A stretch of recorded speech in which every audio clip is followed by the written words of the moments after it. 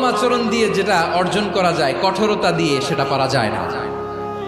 বিষ্ণু ঈসা ইসলাম ইহসান দিয়ে, কোমল আচরণ দিয়ে, তার অনুগ্রহ দিয়ে তিনি অনেক কাফিরের হৃদয়কে জয় করে ফেলেছেন। সাইয়েদনা সুমামা ইবনে উসাল রাদিয়াল্লাহু তাআলা আনহুর কথা মনে পড়ে যায়। তিনি ছিলেন ইয়ামামার বাদশা। মদিনাতে বিশ্বনবীকে হত্যা করার নিয়তে এসেছিলেন, গোপনে গোপনে বিশ্বনবীকে হত্যা করে আবার ইয়ামামাতে তিনি ফিরে যাবেন। কিন্তু কি অবাক করা কাণ্ড, হত্যা করতে পারে নাই, সাহাবাদের হাতে তিনি ধরা পড়ে গেলেন।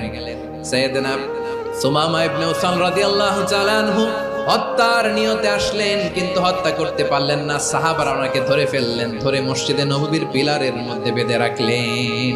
সুমামা ইবনে উসাল, সিরাত থেকে শোনাচ্ছি রাদিয়াল্লাহু তাআলা আনহু ইয়ামামার অধিপতি ছিলেন, বিশ্বনবীকে হত্যার জন্য আসছেন, ধরা পড়ে গেছেন, এখন মসজিদে নববীতে বেঁধে রাখছেন।